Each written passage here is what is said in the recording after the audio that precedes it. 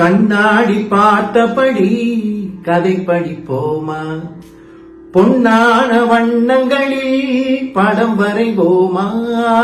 கண்ணாடி பார்த்தபடி கதை படிப்போமா, பொன்னான வண்ணங்களில் படம் வரைவோமா. நடந்ததை நினைத்தபடி ரசித்திருப்போமா, நாளை இன்னும் அதிகம் என்று பிரிந்திருப்போமா. கல்யாண நாள் பார்க்க சொல்லலாமா, நாம் கையோடு கை சேர்த்து கொள்ளலாமா. செல்லாத இடம் நோக்கி செல்லலாமா, சிந்தாமல் சிதறாமல் அள்ளலாமா.